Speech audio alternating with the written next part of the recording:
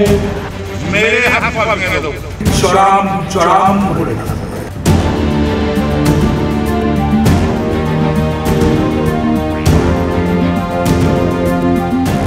জেলা সভাপতি পদ বিলোপ করে তৃণমূল শুধু কোর কমিটিতে ভরসা রাখায় প্রশ্ন উঠেছে। ২৬-এর নির্বাচন মাথায় রেখে সাংগঠনিক স্তরে শুক্রবার রদবদল করেছে তৃণমূল। বীরভূমে জেলা কমিটি তুলে দিয়েছে ঘাসফুল শিবির, তুলে দেওয়া হয়েছে জেলা সভাপতির পদও।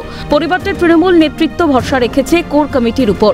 জেলার চেয়ারপারসন করা হয়েছে বিধানসভার ডেপুটি স্পিকার আশিস বন্দ্যোপাধ্যায়কে। এক সময়ের ভরসা অনুব্রত মণ্ডল কোর কমিটিতে জায়গা পেলেও গুরুত্ব কমেছে অনেকাংশেই। এই আবহে প্রশ্ন উঠেছে, অনুব্রতকে কি ধীরে ধীরে ছেঁটে ফেলতে চাইছে ঘাসফুল শিবির? দুর্নীতির দাগ গায়ে লাগায় অনুব্রতর সঙ্গে দূরত্ব বাড়ানোর চেষ্টা করা হচ্ছে। ইতিমধ্যেই অনুব্রত মণ্ডলের অনুগামীদের সঙ্গে কাজল শেখ অনুগামীদের ভার্চুয়াল লড়াই তুঙ্গে উঠেছে। এক পক্ষ অন্য পক্ষকে বিধে একাধিক পোস্ট করেছে। প্রশ্ন তোলা হয়েছে, দলের জন্য কি করেননি অনুব্রত? দলের স্বার্থ কি ফুরিয়ে গেল?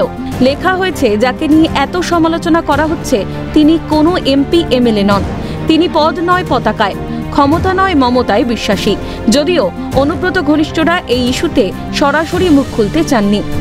পাল্টা জবাব এসেছে কাজল শেখ অনুগামীদের পক্ষ থেকেও। এই আবহে অনুব্রত ও কাজল অনুগামীদের পোস্ট যুদ্ধ তুঙ্গে উঠেছে। সেই সময় এই ইস্যুতে মুখ খুলেছে কাজল শেখ ঘনিষ্ঠ সিউড়ি ২ নম্বর ব্লকের সভাপতি নুরুল ইসলাম।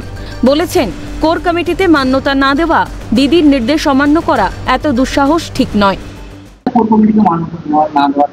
সেটা যারা মান্যতা দিতেন না, কেন দিতেন না জানি না, এবং আমি তো মনে করি এটা মান্যতা না দেওয়াটা অন্যায় হয়েছে।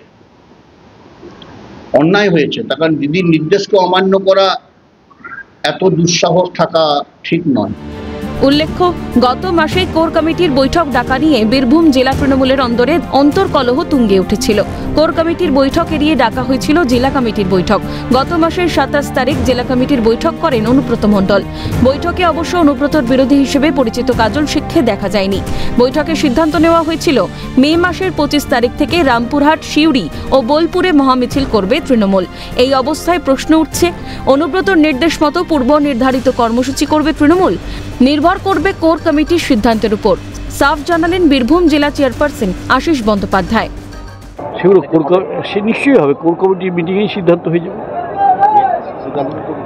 কোর কমিটি শুনুন, মমতা বন্দ্যোপাধ্যায় কোর কমিটি করে দিয়েছেন। তিনি যেভাবে করে চালিয়েছেন, যেভাবে চলতে বলেছেন, যেভাবে নির্দেশ দিয়েছেন, এক চুলো তার বাইরে যাওয়ার কোনো পরিকল্পনা আমাদের নেই। সুতরাং কোর কমিটি মমতা বন্দ্যোপাধ্যায়ের নির্দেশ অনুসারে, অভিষেক বন্দ্যোপাধ্যায়ের নির্দেশ অনুসারেই চলবে।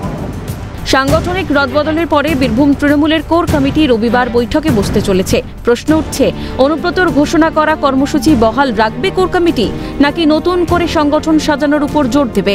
রাজনৈতিক মহল মনে করছে, বীরভূমে তৃণমূলের সংগঠন তৈরির কারিগর অনুব্রত মণ্ডল। দীর্ঘদিন সভাপতির দায়িত্ব সামলেছেন। কার্যত একার হাতে দলকে একাধিক ভোট বৈতরণী পার করিয়েছেন। দুর্নীতির অভিযোগ গায়ে লাগার পরেও বীরভূমে জেলা রাজনীতিতে অনুব্রত এখনও একটা বড় ফ্যাক্টর। এখনও বহু কাজই হয় বোলপুরের ইশারায়। অনুব্রতকে ছেঁটে ফেলা সহজ হবে না তৃণমূল শীর্ষ নেতৃত্বের কাছে।